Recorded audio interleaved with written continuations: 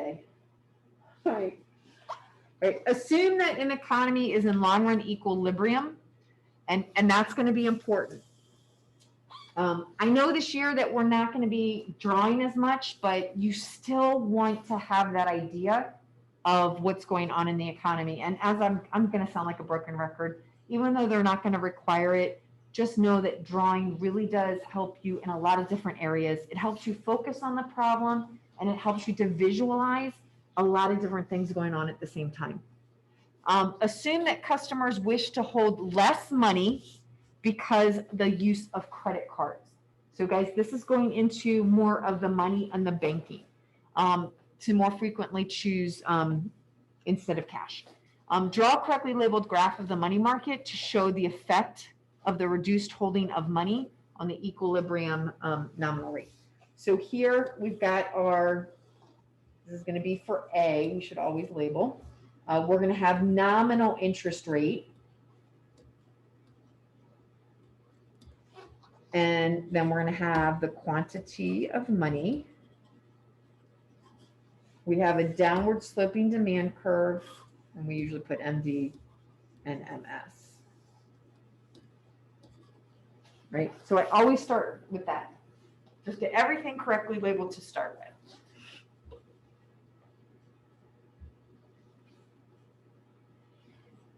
Now, what you guys need to determine is, what is this idea of less money and using more credit cards? Which curve is it going to impact? Now, here's what I want you to remember, that every curve we draw is connected to a group of people. If I go micro, the market supply curve is connected to the firms, and the market demand curve is connected to the households. If we're talking about the resource market, it flips. We, the households, are now the supply of the resources, and the firms are now the demand. We never really went over that with the money market. So let's do that formally. Who is represented by the money supply? Who's connected to the money supply? The Fed and the banks, right? The Fed and the banks are connected to that money supply. We are not. We are not. I mean, indirectly, if you want to talk about our savings, but it's because our savings are going into banks, right? So you need to think that way. Yes, our savings does impact the money supply, but it's because we're putting it into banks. So who's connected to the money demand? Us. Anybody who's going to buy something is connected to the money demand. So going back up to that stem where it talks about consumers wishing to hold less money because they're using their credit cards more, does it make sense that it's the money demand that's going to be impacted? Right?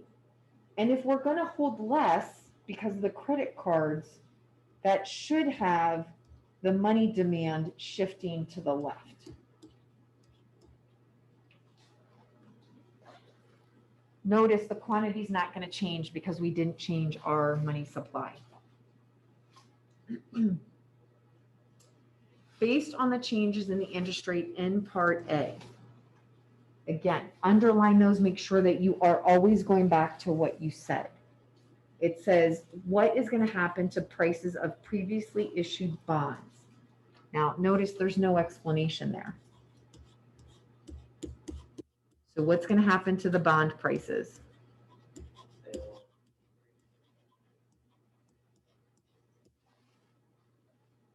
What is the relationship between interest rates and bond prices? First think about the relationship, and you guys might want to write this down for yourselves. And what I would do, since we haven't really gotten to the little black book on the macro side, is I'd write notes on these FRQs that we're doing, because then you can bring them back and make sure that we've added them to the little black book when we get there. All right? Good job, Jessica. You guys want to remember there's an inverse relationship between the interest rate and the bond price. So if our interest rates went down, what has to happen to the bond prices?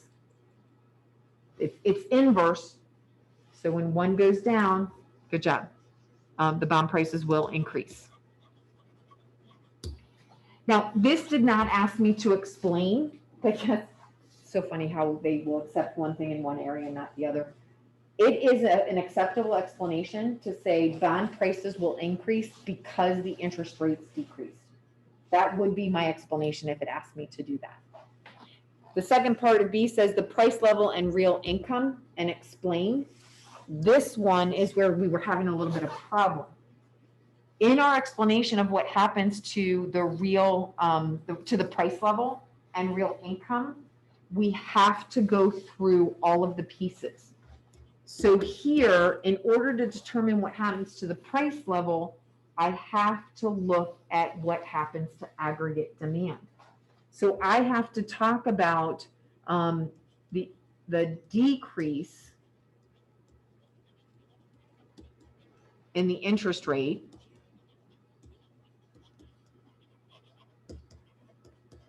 will increase. I should have stopped there. Remember, when I talk about interest rate, we go automatically to investment, right? Interest rate investment. This time, because we're domestic, we're talking about capital investment. So when the interest rate goes down, it will increase the capital investment,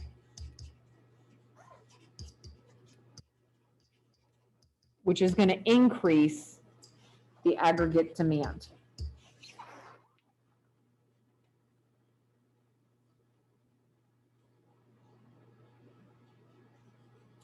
And just from our last FRQ, remember that our income, our real income, is tied to our real GDP. So here, because the aggregate demand has shifted to the right, it's increased. The increase in aggregate demand will increase both the price level and the real income.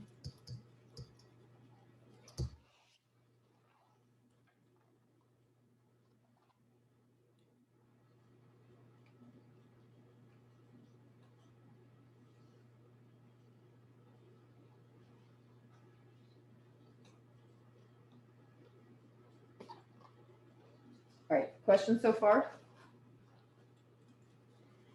All right, letter C. Oh, go ahead. Oh, wouldn't the real income decrease because the price levels are increasing, but like the incomes stay the same? No, because when we go back, so first off, remember, okay, up here it's kind of an aside, but I would kind of be thinking about that I'm thinking about the ADAS curve, the price level, and we have aggregate demand and our short run aggregate supply to show that, and it said that we were in long run equilibrium, so that would be right there as well. When the aggregate demand increases here, remember that real GDP is our income. And if it's real GDP, it's going to be real income. So when that aggregate demand shifted over to the right, it's going to increase both the price level and the real income. Okay, thank you. You're welcome. But Caleb brings up a really good idea here that we do need to think about. Remember, if it's asking us about real and our price levels have increased, then typically if the nominal stayed the same, then the real would decrease. But here, because we're talking about real GDP increasing, this had already adjusted for inflation. So we can say that our real income is going to increase. That was a really good question, Kayla. I'm glad you asked it. All right, so the last part for this short FRQ, it says if the central bank wishes to reverse the change in the interest rate identified, what open market operation would be used? Here you've got to be careful. What? I skipped C? Oh, I'm so sorry. I did. Let me go back to C. With a constant money supply based on your answer in part B2, right? Will the velocity of money increase, decrease, remain the same, or stay, or is it indeterminate? What you guys want to remember is that we have whenever it says the velocity of money, this is the equation of exchange. This is MV equals PQ. They're saying that the money supply is constant, right? So this is constant. So that means that it can't change. Over here, this is our nominal GDP, and our price level went up. So what has to happen to the velocity so that these two will remain equal? It has to increase.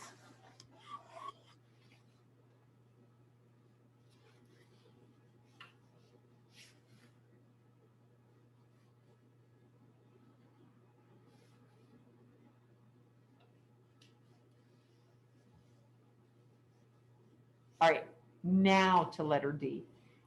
It is an open market operation. So what you guys have to be careful of is to make sure that you're talking about the buying or selling of bonds.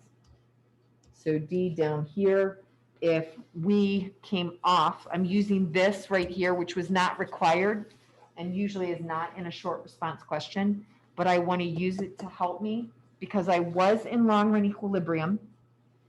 The change in our demand for money caused the aggregate demand to actually shift to the right. So now I'm actually in an inflationary gap. When we see open market operations, you want to remember that this is buying or selling our government securities. It doesn't want just any general monetary policy. They specifically want that open market operation. So how am I going to fix this? Should this be buy or sell our government securities? Should I buy or sell so that we can get back to that long run equilibrium? Good job, David. Good job, Haley. We will want to sell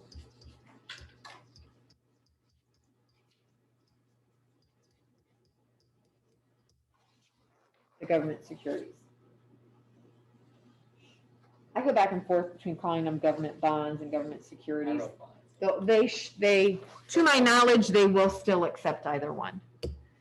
It's just, I kind of go by the trends because I read so many of the rubrics. I try to look at what their buzzwords are. Okay. So this is the last FRQ that I had prepared for today. And I got some other things. It's on the back. Sorry, I printed it out for people who are in class. My printing defaults to two-sided because I like to save paper. I was confused for a second. All right. Have you guys at home had a chance to look at this?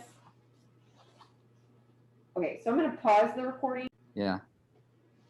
Okay, so on this one, it says the country is at full employment. Again, we always want to underline things like that because it's going to help us with the gap. And if it asks us anything about our policies or anything like that. So we always want to underline what's going on in the economy.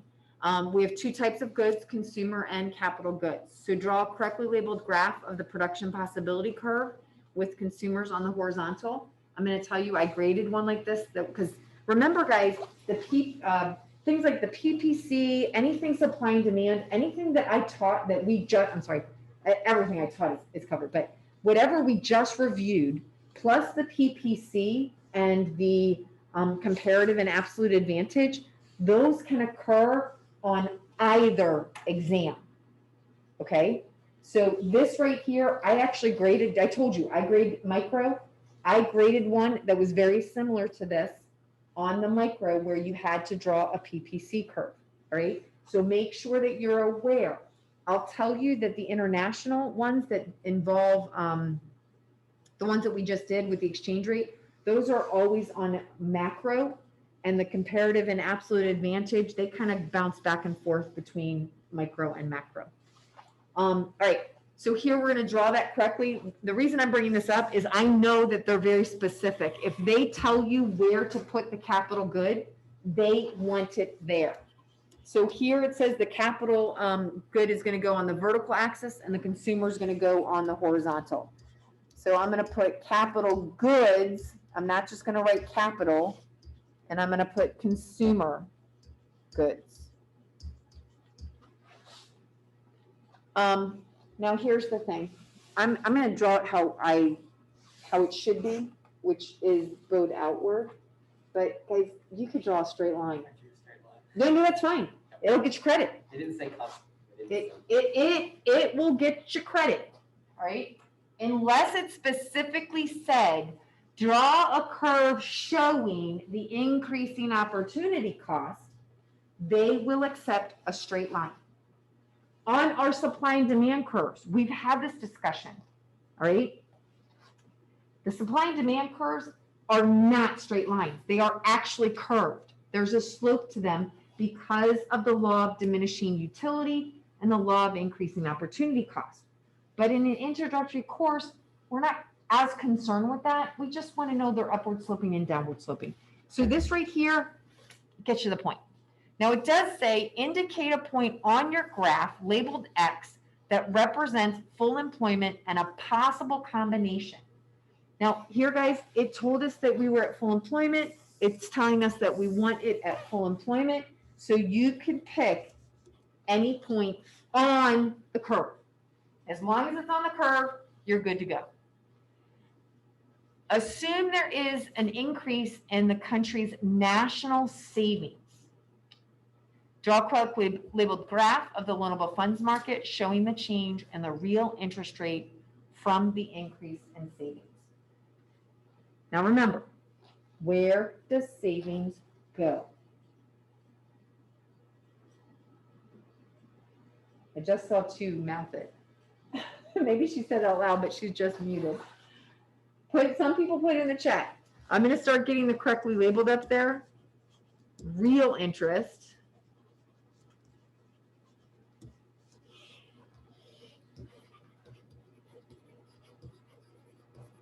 Oopsie. I'm not the best speller to begin with, but I'm really having a difficult time today. Okay, you saw my FRQ. All right, I'm going to tell you, I keep forgetting this. In the loanable funds market, when we talk about crowding out, which we're going to get into that another day, you can actually shift either graph, the supply or the demand. I am a demand person all the way.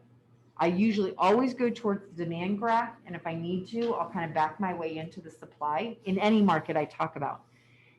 Here, we really want to make sure that we're talking about the quantity of all loanable funds, and what that means is both public and private. So here, we have our supply of loanable funds, and we have our demand of loanable funds. This is the real interest rate, and that's just the quantity. So, okay, so we want to think before that, Hannah, where do our savings go? I have savings. Where does it go? It has to go somewhere before it goes into the money supply, or before it impacts it. Good job, Hannah. Where do we put our savings? We put them into a bank. Now, guys, I do want to let you know, financial investing is actually considered saving as well, because you're not spending it. But even if any one of you guys were to have said, oh, we're going to put it into the stock market, eventually it has to go into a bank before it can be used. So when these national savings are increasing, that's going to increase the supply of your loanable funds. Because once it goes into the bank's allowed to loan it out. Now, I'm always I try to make it as easy as possible to get as many points. It says draw correctly labeled and showing. So I'm going to show that little arrow decreasing. I'm going to make sure that there's an I and an I1. And then I'm going to put down here, real interest rates decrease.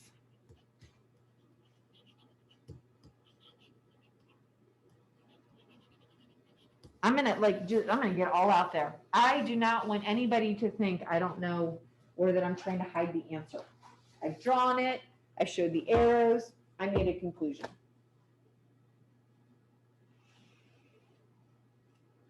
same graph from part A, show another point labeled Z that represents full employment and a new combination of consumer goods consistent with the increase in the national savings.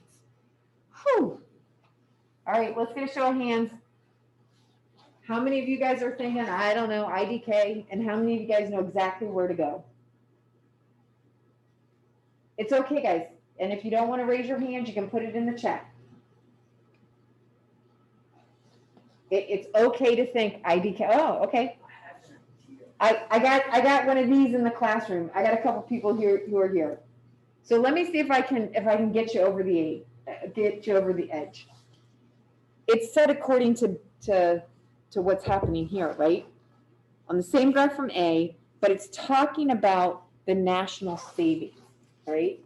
So in letter B, what were they asking you to address? Right? What, I'm not saying the word. What did they ask you to address?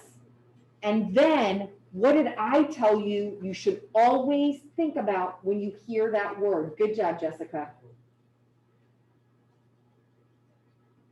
I just missed a chat because I didn't have my chat open big enough.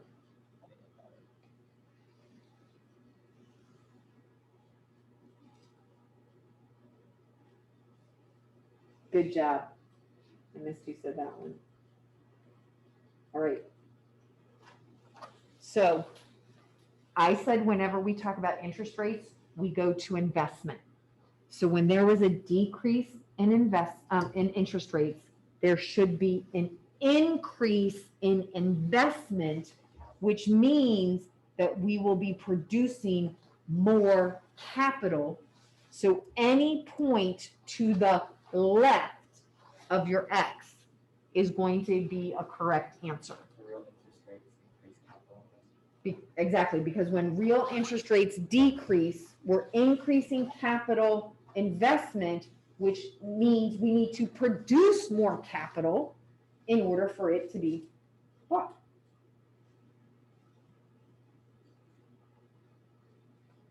All right, how do we feel with that?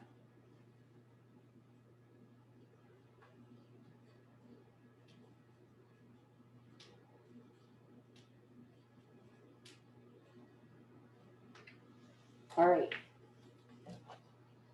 I call him my little brother, and he's like 10 inches taller than I am. He's not 10 inches. All right, so the last one for this one, referring to your answer from part C, right? Remember how these are all kind of embedded. Will the long run aggregate supply curve shift to the right, to the left, or remain the same? All right, do you guys know the connection between the PPC and the long run aggregate supply curve? This is taking us way back. This is one of the first things that we did. Good job, Haley. Now, we have this explain part in here, so we need to make sure that we do that. We want to remember that this is our full employment, right? Which our long run aggregate supply curve is also full employment. So the long run aggregate supply curve is a monetary representation of this curve. It's taking all of the different combinations and turning it into that market value of all the final goods and services, right? So what it's really asking here is, without saying the words, it's asking you about economic growth. Remember that economic growth is what pushes the PPC outward. And if the PPC gets pushed outward, then the long run aggregate supply curve gets shifted to the right. Right? So I saw in the chat, a couple people had said that our long run aggregate supply curve, I'm going to move the D over here, sorry about that, that the long run aggregate supply curve will shift to the right. Okay. Now, the reason is we always want to refer to the interest rates if we're going to go into anything about investment or economic growth. So it's going to shift to the right because the lower interest rates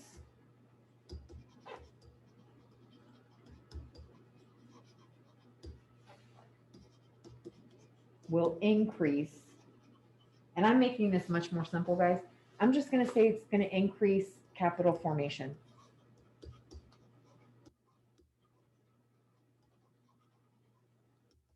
There's a lot that we could add to that, but this is the most concise answer to give.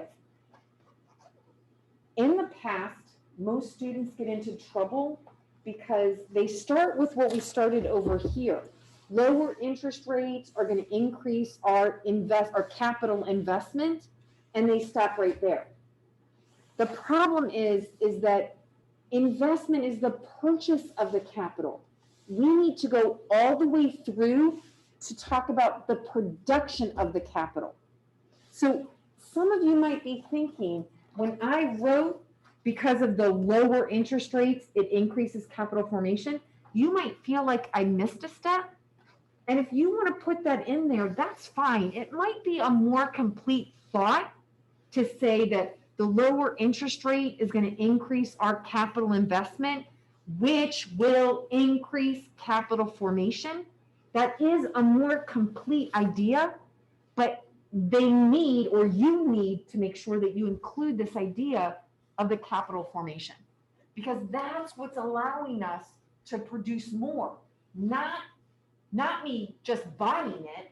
I got to actually form it. I got to produce it in order for us to get further than where we were before. So this right here is a big, big, big buzzword. It's huge. All right, questions on this one?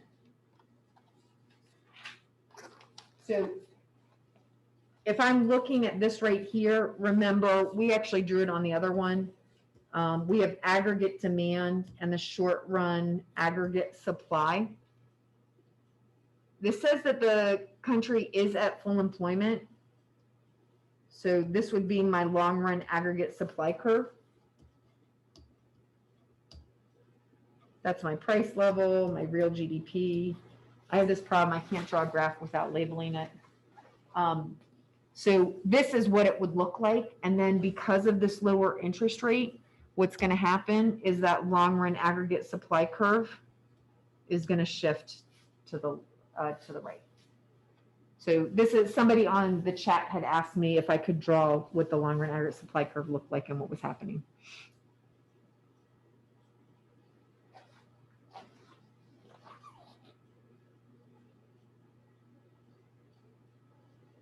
Okay, so be a little careful. I'm just kind of going back and looking at some of the chat things. Somebody had written increase in capital investment increases supply, and just be very, very careful there. It is going to increase the long run supply, which is what we've said here, but our reasoning has to come back to that PPC. It has to mention that we're producing more capital.